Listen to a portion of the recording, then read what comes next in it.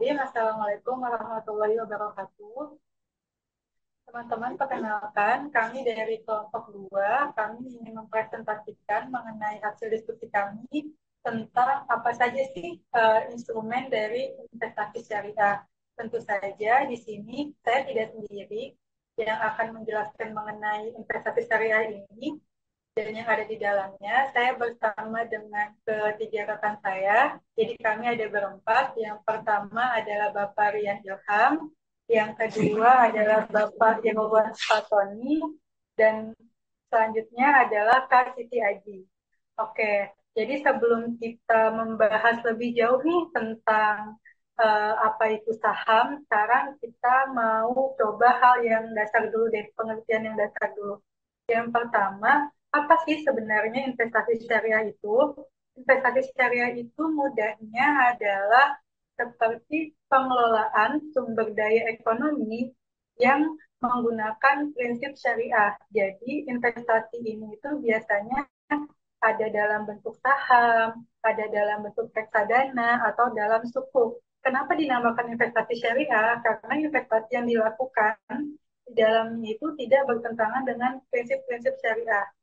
Nah, tujuannya ada investasi syariah ini, yang pertama adalah berusaha mendapatkan imbal hasil yang maksimal dengan tidak meninggalkan prinsip-prinsip syariah. Oke, selanjutnya, next Pak, next slide. Di sini karena tadi kita sudah sedikit membahas tentang saham syariah, yang khususnya akan kami bahas dalam presentasi kali ini adalah mengenai Bursa Efek Indonesia, indeks indeks harga saham gabungan, dan mengenai Jakarta Islamic Index. Oke, selanjutnya Pak.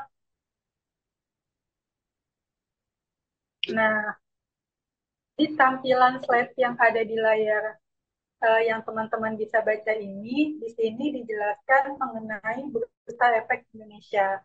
Apa hal yang menarik dari Bursa Efek Indonesia? Tadinya, sebelum menjadi Bursa Efek Indonesia, uh, ada dua yang digabungkan sehingga menjadi Bursa Efek Indonesia, yaitu pertama ada Bursa Efek Jakarta dan yang kedua adalah Bursa Efek Surabaya. Jadi mereka membaur menjadi satu, menjadi Bursa Efek Indonesia. Nah, tujuan didirikannya Bursa Efek Indonesia adalah untuk mendukung perekonomian Indonesia dengan menyediakan sarana perdagangan saham, obligasi, atau instrumen keuangan lainnya yang terorganisasi. Jadi semua saham-saham yang diakui oleh Indonesia ya, terutama yang sudah open public, yang sahamnya itu bisa diperjualbelikan, ini semuanya diatur atau masuk di dalam Bursa Efek Indonesia.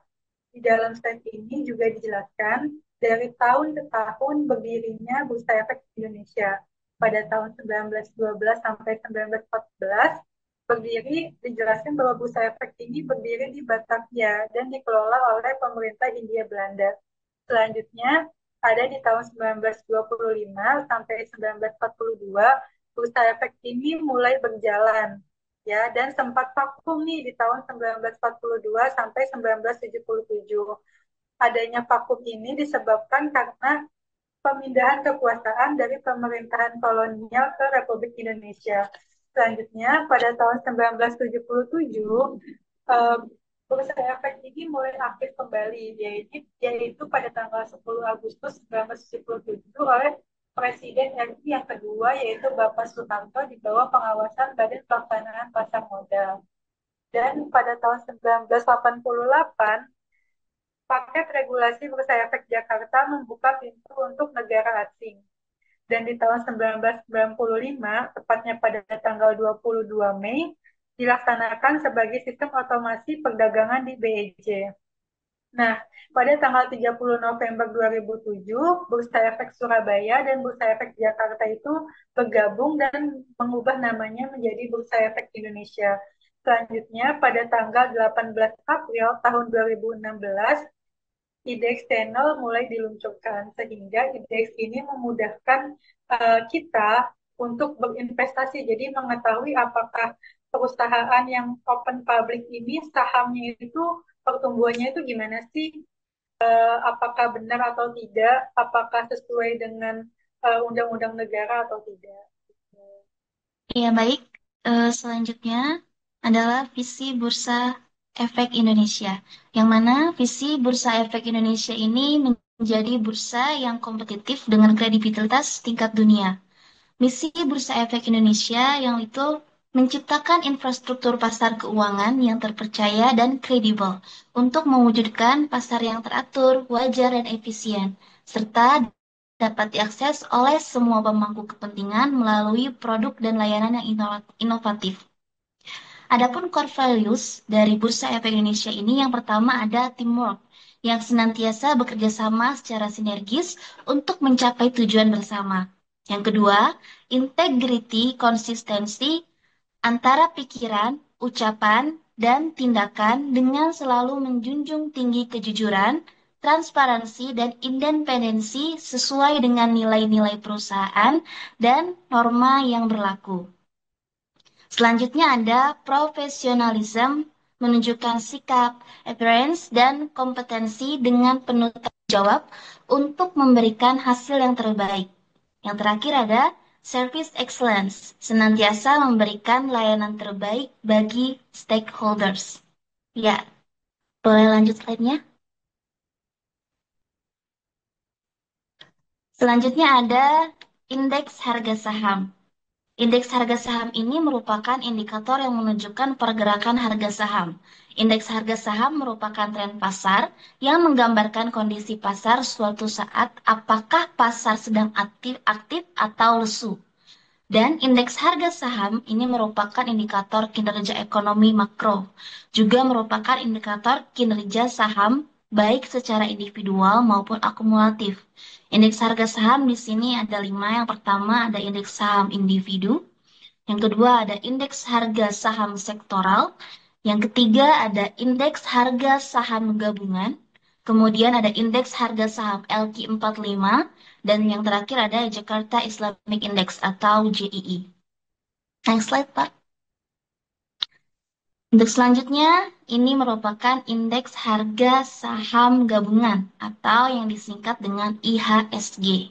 IHSG atau Indeks Harga Saham Gabungan pertama kali diperkenalkan pada tanggal 1 April 1983 oleh Bursa Efek Jakarta atau BEJ yang kini menjadi Bursa Efek Indonesia. Nilai dasar IHSG ditetapkan sebesar 100 poin dengan basis waktu pada tanggal 10 Agustus 1982. Indeks ini dirancang untuk mencerminkan kinerja seluruh saham yang tercatat di bursa. Pada awalnya, jumlah perusahaan yang terdaftar di bursa sangat sedikit. Namun, seiring berjalannya waktu, pasar modal Indonesia terus berkembang pesat, terutama setelah diperkenalkannya sistem perdagangan elektronik pada tahun 1995. IHSG kini menjadi indikator utama kinerja pasar saham Indonesia dan menarik minat investor domestik maupun internasional. Pergerakan indeks saham ini dipengaruhi oleh berbagai faktor, termasuk ekonomi global, kebijakan pemerintah, dan sentimen pasar. IHSG ini juga terdaftar di Bursa Efek Indonesia, aktif diperdagangkan, tidak terkena suspensi berkepanjangan, memenuhi kewajiban peraturan BEI, kondisinya fundamental, tidak menentukan langsung. Ya, untuk selanjutnya akan dijelaskan oleh Bapak Irwan Fatoni. Oke, baik, kita lanjutkan. Sekarang kita membahas mengenai indeks harga saham LQ45. LQ45 ini diluncurkan oleh Bursa Efek Jakarta, saat ini adalah BI, tadi sudah disampaikan di awal, mulai pada tahun 1997, tepatnya tanggal 13 Juli. Tujuannya apa dibentuk LQ45 ini atau indeks harga saham LQ45 untuk mengukur kinerja 45 saham dengan likuiditas yang tinggi. Jadi sesuai dengan namanya 45 ini artinya 45 saham yang memiliki kapitalisasi pasar besar dan fundamental yang baik. Nilai dasar LQ45 ditetapkan pada 100 poin basis waktu pada tanggal 13 Juli 1994, menjadikannya salah satu indeks acuan penting bagi investor untuk menilai saham-saham unggulan di pasar modal Indonesia.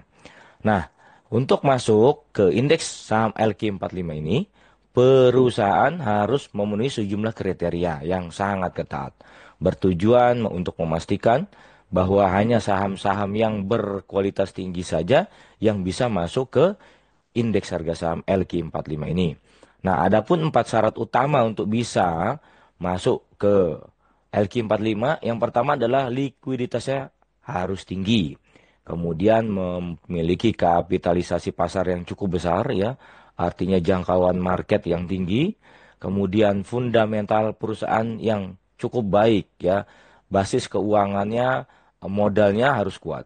Kemudian secara periodik ya, itu dievaluasi secara berkala ya, tentunya oleh lembaga-lembaga keuangan yang sudah teruji. Lanjut. Jenis saham selanjutnya yaitu adalah Jakarta Islamic Index atau disingkat dengan JI. Seperti yang disampaikan di awal tadi, bahwa pada sesi materi kuliah ini membahas tentang masalah manajemen investasi syariah. Nah, untuk itu bagian daripada itu yang menjadi pokok ya kaitannya dengan saham syariah adalah kita harus memahami tentang JI ini. Jadi JI adalah indeks bursa saham, ya indeks rata-rata saham untuk jenis saham yang memenuhi kriteria syariah. Nah, ini penting sekali ya. Pembentukan JI ini tidak lepas dari kerjasama antara Pasar Modal Indonesia dengan PT dan Reksa ya. Telah dikembangkan pada tanggal 3 Juli tahun 2000. Kemudian JI ini direview setiap 6 bulan ya, di bulan Januari dan di bulan Juli yang ditetapkan oleh Bapepam LK. Kemudian proses JI berdasarkan kinerja perdagangan saham yang dilakukan oleh BI adalah saham-saham syariah yang sudah masuk ke dalam DES yang diterbitkan oleh Bapepam dan LK. Nah, dari saham-saham tersebut kemudian dipilih ya. Jadi dari mungkin ada 100 200 saham yang ada yang terdaftar, dipilih 60 saja saham yang terbaik atau berdasarkan urutan kapitalisasi terbesar dalam 1 tahun terakhir ya. Dari 60 saham tersebut ya kemudian disaring lagi atau dipilih lagi menjadi 30 saham berdasarkan tingkat likuiditasnya. Kalau yang pertama berdasarkan kapitalisasi ya, kemudian setelah itu diurutkan berdasarkan likuiditas, yaitu di sini pengertiannya adalah nilai transaksi terbesar di pasar lugurer selama 1 tahun terakhir. Nah, untuk masuk ke dalam indeks JI ini, ya, tidak semua perusahaan bisa masuk otomatis, tetapi juga harus memenuhi kriteria-kriteria, baik kriteria terkait dengan syariah maupun kinerja pasar. Ya, tapi daripada itu yang menjadi syarat utamanya adalah yang paling utama yaitu memenuhi syariat ya atau prinsip syariah. Jadi perusahaannya merupakan perusahaan yang syariah. Ya, seperti misalnya mohon maaf, perusahaan-perusahaan yang bergerak dalam hal memproduksi minuman keras. Nah, itu tidak diperkenankan ya seperti itu. Ya.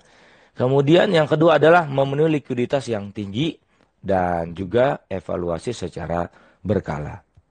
Oke, baik, selanjutnya.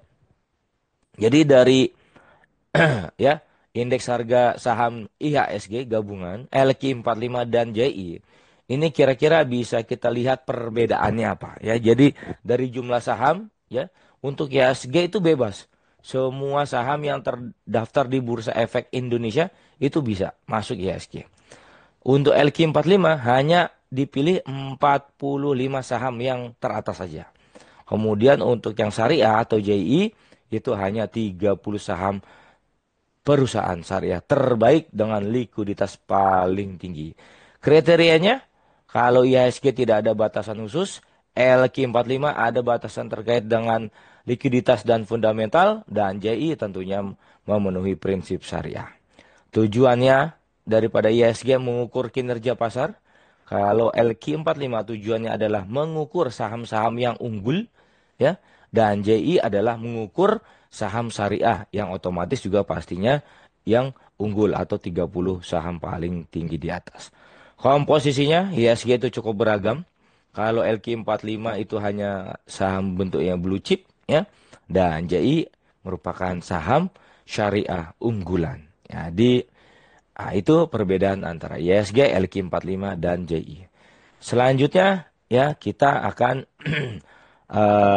membahas tugas kelompok mengenai regresi linear berganda. Apakah ISG berpengaruh terhadap JI? LQ45 berpengaruh terhadap JI? Selanjutnya akan disampaikan oleh rekan kami, yaitu Bapak Rian Ilham, mengenai tugas untuk regresi linear berganda. Selanjutnya kami persilakan Pak Rian. Ya, baik, terima kasih. Untuk tugas yang sudah kami kerjakan melalui perhitungan yang melalui Microsoft Excel.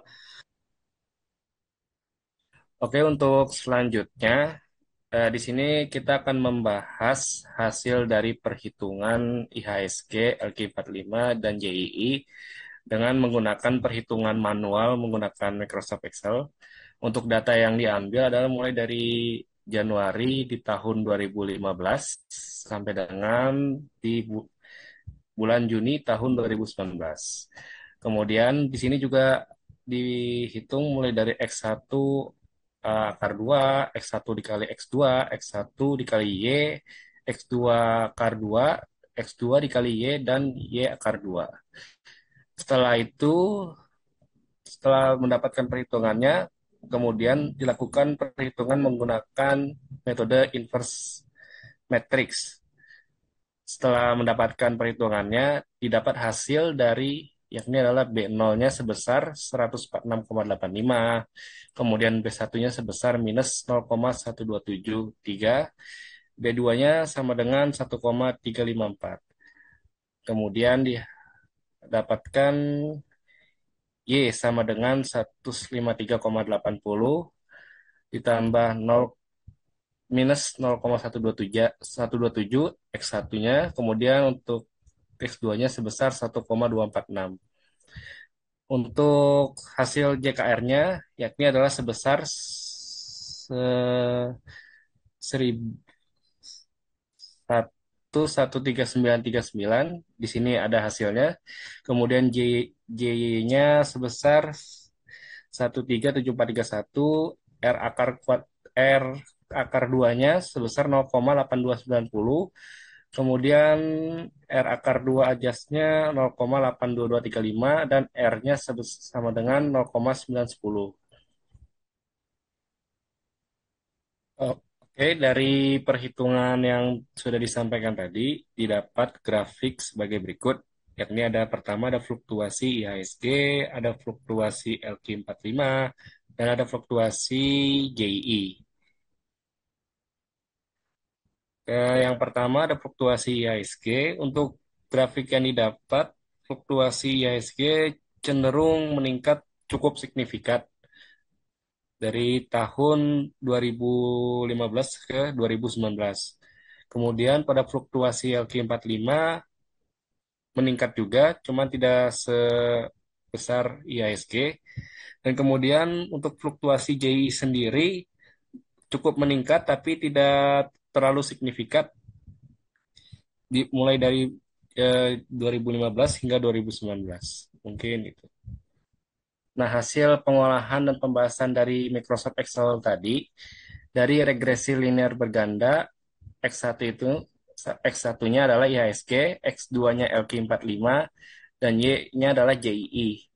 Hasil pengolahan data dengan metode regresi linear berganda didapat persamaan linear yang didapat dianalisis sebagai berikut, yakni ada Y sama dengan 153,80 dan X1-nya minus 0,127 dan X2-nya adalah 1,246.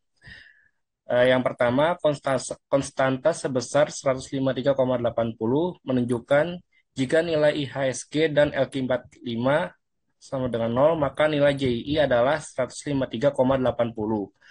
Nomor 2, nilai koefisien X1 sebesar minus 0,127 menunjukkan jika IHSG meningkat 1 poin, maka JI akan bertambah minus 0,127 poin antara IHSG dan JII berbanding lurus. Yang ketiga, nilai koefisien X2 sebesar 1,246 menunjukkan jika LQ45 meningkat 1 poin, maka JII akan bertambah 1,246 poin. Antara LQ45 dan JII berbanding lurus. Kemudian hasil koefisien korelasi dan koefisien determinasi. Koefisien korelasi R-nya itu sama dengan 0,9105. Korelasi antara IHSG dan LQ45 secara simultan terhadap JI berada pada kriteria sangat kuat. Kemudian koefisien determinasi R2 hasilnya 0,8290. Persentase pengaruh IHSG dan LQ45 secara simultan terhadap JII sebesar 82,90%, yang berarti 17,10%-nya itu dipengaruhi oleh variabel yang lain. Kemudian yang terakhir ada hasil pengujian hipotesis. Nah, berdasarkan uji T yang didapat, T hitung satunya itu adalah minus 7,4393 dan T tabelnya itu 2,007. Maka minus 7,4393 lebih kecil dari minus 2,007 dan lebih kecil lagi dari 2,07. Yang artinya T hitung 1 itu lebih kecil dari T tabel. Maka secara parsial IHSG berpengaruh negatif signifikan terhadap JII. Sementara itu didapat T hitung 2 sebesar 10,8875 dan T tabel 2,007. Maka 10,8875 lebih besar dari 2,007 dan lebih besar dari minus 2,007, yang artinya T hitung 2 lebih besar dari T tabel. Maka secara parsial LQ45 ini berpengaruh positif signifikan terhadap JII. Kemudian yang terakhir, berdasarkan uji F, didapat F hitung itu sebesar 123,676 dan F tabel itu 3,1787. Maka 123,676 itu lebih besar dari 3,1787, yang berarti secara simultan IHSG dan LQ45 berpengaruh signifikan terhadap JI. Dengan demikian, H-1 itu diterima dan H0 itu ditolak. Oke. Dari hasil pengolahan dan pembahasan cukup sekian, dikembalikan ke Bu Indah.